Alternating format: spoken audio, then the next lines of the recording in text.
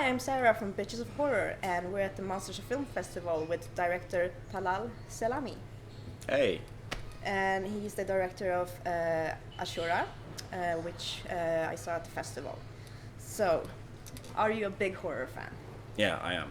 So, how did the interest in the horror genre start? Well, it started a long time ago when I was a kid, just before being a teenager, actually.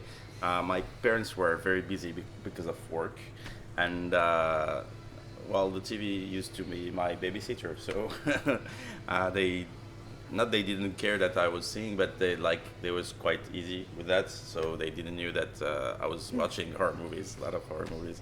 So yeah, it started very young. Of course, like even fantasy movie like the Amblin Pictures movie like E.T. and all Gremlins and all Yeah. this generation of movies had a huge impact on me.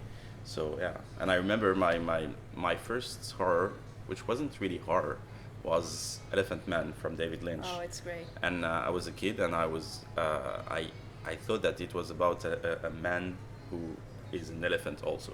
So my point is that when you're a kid and watching a fantasy or horror, your imagination goes further and with no limits. So Yeah. of course, I've rewatched the movie when I was 15 or 16. I was like, it's not an elephant actually. It's not how I remember it. No, that's so yeah. Okay, nice. So, you talked a bit about that there aren't many horror movies from Morocco, and why do you think that is? There are actually no horror movie at all. The first one was actually my first feature. It's called Mirage, with an S, and it was not really horror. It was more like a fantasy survival in a way. People get stuck in the desert, and because they're actually it starts in the city of in the big city of Morocco, Casablanca, and they're looking for a job, and there's that big enterprise who comes in Morocco, and there is just one job to get. So they have to pass tests, and the last test that they have to pass is they have to get into a bus, drive for a long time, but the thing is that the bus makes an accident and they go out the bus, and the driver is gone, and they don't know if it's and they find themselves in the middle of the desert, and they don't know if it's really an accident or a test. So this is where the movie starts. Oh, so when did you make that film? 2011.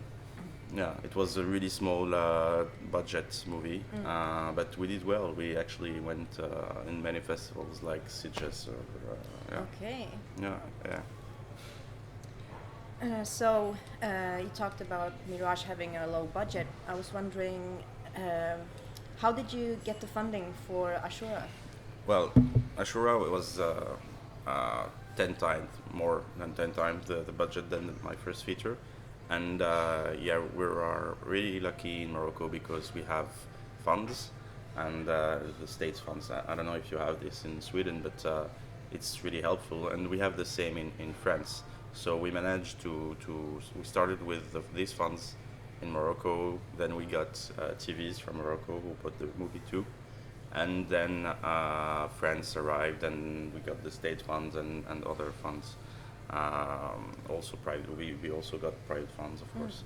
But yeah, it's quite tough because I wanted to make something very ambitious, and I didn't realize that it was that ambitious actually. Oh. So and I really realized that when we were in post production, because the money wasn't enough to make what we wanted, and even Oh. that we had to do more visual effect shot than we have predicted to.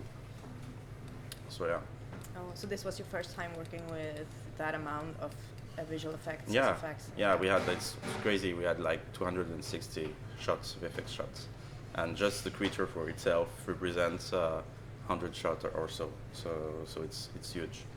Wow. Yeah, yeah. For this type of movie and this type of budget, it's huge, and we didn't want it because we have been working hard on the set to make it look great. Like with the production designer and the DOP, and also the costume. And we didn't want to have a great light, for example, and a bad visual effects creature. So this is why it took so long, actually, because we could have made it, I don't know, for cheap, and it would have look poor. But if we would have done that, it would have been a failure in a way. So how long did it take to make Achoura?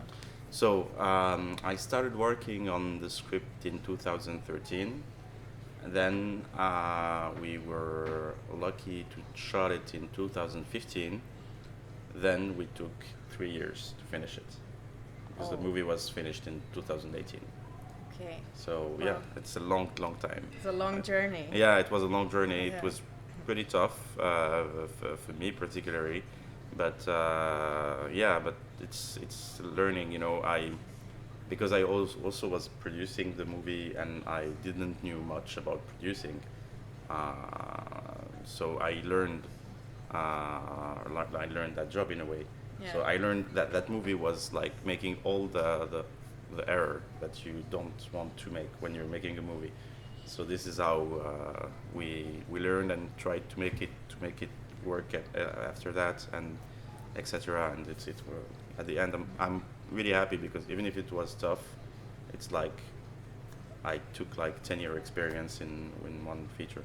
Yeah, I mean, every time you make a movie, it's a learning experience. You Exactly. learn, you progress, and you Yeah. know what to not to do for the Exactly. next time. So. Exactly. Even big directors, and Yeah. like I remember reading an interview of Steven Spielberg like a few years ago, and he was saying, "I'm still learning," and this is amazing. It's come on, it's Steven Spielberg, one of the greatest, or maybe the greatest. So if that guy says, "I'm still learning," that Yeah. means that this job is all about learning. Yeah, I mean, you're never finished. You always keep learning. Yeah. No matter how big you get.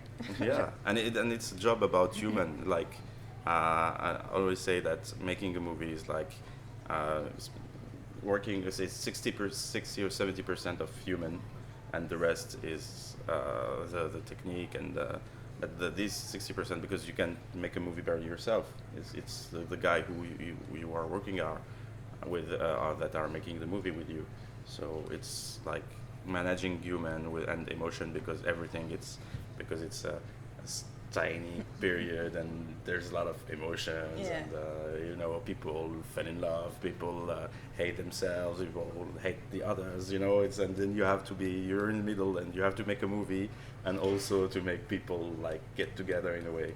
Yeah. So yeah, I love the job. It's a great job. Yeah, it is. Yeah. It is. So, how is the horror genre received in Morocco? Is it popular, or? Well, it's because there's no horror movies in Morocco, and Achoura is pretty much the first one in a way, like a real horror creature, etc. We can say that there is an industry, like even with the theaters, like we don't have like many theaters, like we maybe have 20 theaters in the whole country, which is Really? not that much, No. but they're trying to open a new theaters. But actually Morocco during the 80s and the 90s, where we had many theaters, and they were very popular and kind of cheap, so that people can go to the theater. Many of them have closed, and now there are big how do you call it, multiplex.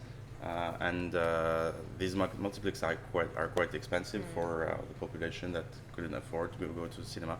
So the piracy is very present, and we don't have also a DVD industry out there.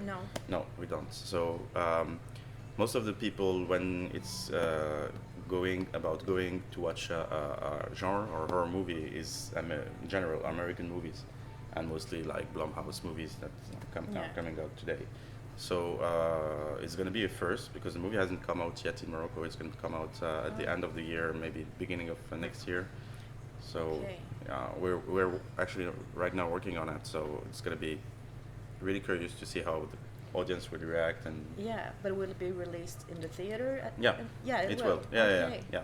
The thing is that even if we don't have that much theater, people Moroccan people go to watch Moroccan movies. That this is a No, good, no good. matter what it is. Yeah, in general they yeah. go because they're just to support the filmmakers. That this is a really Well, good. that's really good. Yeah, it's good spirit. So Yeah. hopefully it will.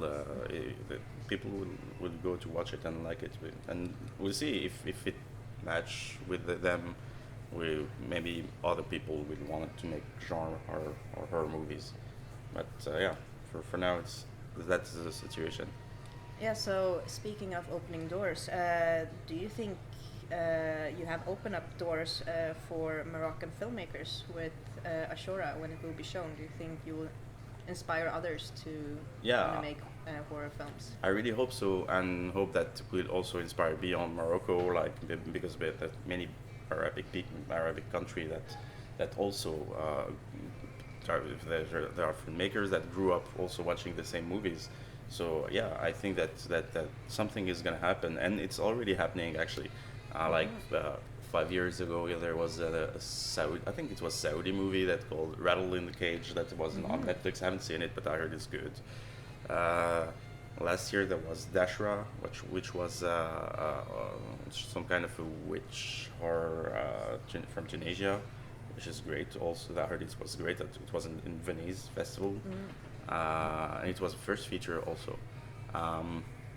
There's that great director. She's from Lebanon. Her name is Joyce Nashawati. She did a movie called Blind Sun. And it's a French co-pro, French-Greek co-pro, but she is from Lebanon, and the movie is talking about her in a way. So yeah, I think something is emerging right now, and we're gonna see very interesting stuff because this part of the world hasn't been exploited still yet in horror. And the thing is that that culture is not known by the Western people. Why I don't know, but my theory is that I'm not Christian, I'm not Jude, but I know the culture, and I know how Christian and Judaism represent the devil, the gods, the angels, and it's because there's a past history with that, and because there were drawings and people making representation. I think that the Arabic or Muslim culture doesn't have that because it's more like it was more about the talk. People were telling stories through oral stories. You know, so this is why I think today there's some kind of shock of civilization is also part of that because our history isn't represented in a way, so people don't get it. You see what I mean? I don't know Yeah. if my point is clear. No, your So- point is clear. Yeah, so yeah, Yeah. we'll see. So I believe making fantasy, making horror can participate to build this, because this is a culture about image in a way. Yeah. It's we work on image, and today image is really powerful. Also, it's everywhere. Exactly. It's everything. It's everything. So Yes. yeah, making Yeah. horror is building some kind of a pop culture, and we also need to build our own pop culture in Yeah. a way.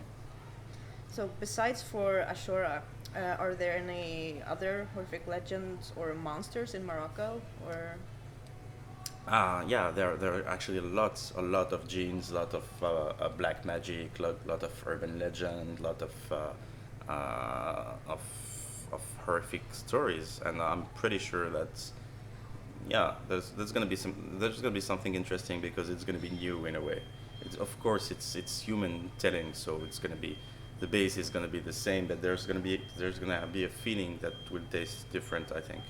yeah, so there is a lot of material to work from. Yeah, Yeah. yeah, pretty much. And I know that I heard that even Alexandre Bustier and Julien Maury, who are the directors of The Inside, they worked on they just finished their movie.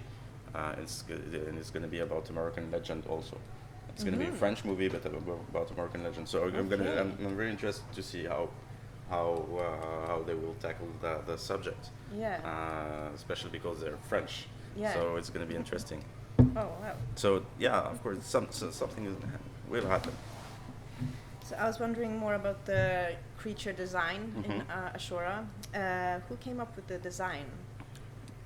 So it was a lot of talk with my really good friend and creature designer Alexandre Thuis, and we were talking about. When we actually started talking about the creature when we were writing the script. When I was writing the first draft with my two buddies, scriptwriter David and Jawad, and we started working on it, and we needed to have visuals because I love working with visuals, and in my first feature I didn't have that luxury to work with people who draw. So very early, Alexandre was a friend of mine, came on board and started to draw some stuff, and based on some references that I gave him from video games, from Japanese animation, from a horror movie, from creature from the 70s and the 80s, that creature that I love. So this is how we started making it. So yeah, and it's a bit different, but it's not that different compared to what at the end, what you have at the end. I would show you some drawings after that. So cool. You can even publish it if you want. So what was the biggest obstacle while making the film? Oh, definitely the visual effects. Oh. Because we didn't have that experience. We were really badly guided in the beginning. The thing that I was aware that we needed someone during the writing process from the visual effects to tell if it's good or bad, if we will be able to do it or not. The thing is that guy wasn't the right guy, so we lost like a year and a half working with them. And when we finished the movie, we gave them the rushes and they started working with it, and it took an eternity.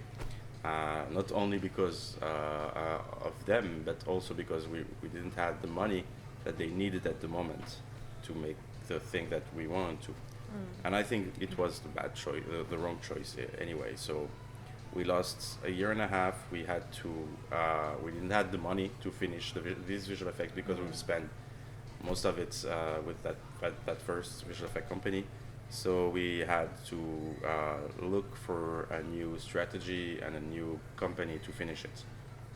So I made phone calls all around the world, speaking with a visual effect company in India, in America, in UK, even Eastern Europe, and we finally found the good one in Paris. which was my city, and the guys are Black Lab Pictures, and they are really good. They grew up watching the same movie than me, and they were really animated with passion, and they wanted to show that they were able to do stuff like that. So they understood your vision. Yeah, exactly. They understood this, and we finally found a bit of more money, and they went with us into a co-production, and this is how we finally managed to make the visual effects, and it took about 9 or 10 months to restart everything from scratch and finish it, and being ready for the first premiere. Yeah. Wow. Yeah, it was a long adventure, and what I was saying yesterday after the Q&A, that there was also, after that visual effects problem, we also had one of the partner who went bankrupt. So we had to get back the rights, and it took us again 9 months after that. It was a nightmare in a way, but yeah, after all, it was done, finished. Everything was clean, and working with the visual effects was great. So that movie was really about learning. Yes, as we talked about earlier. Yeah. Yes. Was it easy after the film was finished? Was it easy finding people who wanted to distribute the film or show the film at festivals? Was it easy? Yeah, that wasn't the hardest difficult. Actually, when so Orange Studio came at the end of the production. So Orange Studio is like a big mobile phone company in France and or also in Europe. And so these guys have arrived and became co-producer and also seller to the movie. So and the festival job was not, I wouldn't say easy, but it was obvious in a way, mostly because we did a genre film festival, and most of these festivals I knew them since my short my last short movie. So I had already made a tour of these guys and knew them like 15 years ago. So like in a way, most of them follows you. Don't not every them not every of them, but most of them like wants to follow your career because they in a way believe in you. And this was the case with Sitges, for example, or Neuchâtel or Brussels. These festivals are like they knew me when I was like a baby, and I'm still I. But yeah, so yeah, it was like natural, I think. Nice. So, I guess you have other projects planned, or Yeah, I do. Yeah, I don't know when it will be done, but I'm actually working on a horror movie, which is gonna be smaller than Achoura in a way because I wanted to make it faster. I don't want to wait for 5 or 8 years to finish it. Yeah, I really want to do something small with really horror and really something like uh, some kind of silent fear. I don't know if I'm clear with that. And the other project is like this is gonna take me a long time. I know it already. I want to do a female warrior movie in Morocco in the 7th century, and this is a passion project I've been working on with for a long time. Like I like been on my head for a long time. So I think it's even if it's set in the 7th century, it has a very big resonance today, and I wanted to do it like I did Ashura in a way of fighting against all these cliché that you can have about these countries and that the media can give you, you know. So that's the point. it sounds very interesting, but it also sounds like a very big project. Yeah, and but it's not going to be Game of Thrones or Lord of the Rings. It's going to be tiny in a way, even if it's going to be ambitious. Like we're thinking of tight budget, you know. And the thing is that in Morocco you have all the landscapes that you want. You have the sea, the mountain, the woods. So you can do your own tiny Lord of the Rings if you want. But yeah, that's the idea. But you know, with not much characters. You know, no huge battles. You know, it's not gonna be like that. But like more intimate story in a way. So, would you want to do another creature film, or are you tired of it? No, I'm not done. I love Creature, and Yeah. I participate in a co-production of a documentary called The Frankenstein Complex. That if you haven't seen, you have to see it. It's directed by two friends of mine, Alexandre Poncet and Gilles Ponceau, and they did a documentary about the history of creatures in movies. So it started with, of course, practical effects, and practical effects takes a huge part of the documentary. Then there is a crucial moment with Jurassic Park and how Phil Tippett lived the transition between practical and CG, and how he adapted himself to the next era.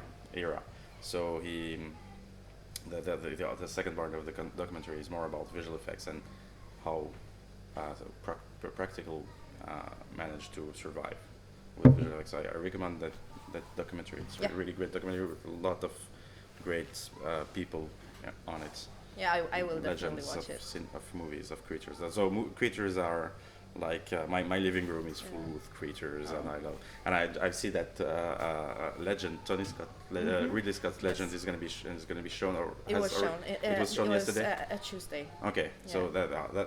that creature is the most beautiful creature ever made in a movie. So and it's Rob Bottin, and Rob Bottin is the greatest, and he's not dead, but he's not working anymore, and he's the greatest artist, practical effect artist that ever existed. Oh. Well, I just want to thank you so much for this interview. Oh, thank It was you, very thank you. interesting. Well, it was Yeah. really interesting. Thank you. Yes, so thank you so much. Thank you. And bye.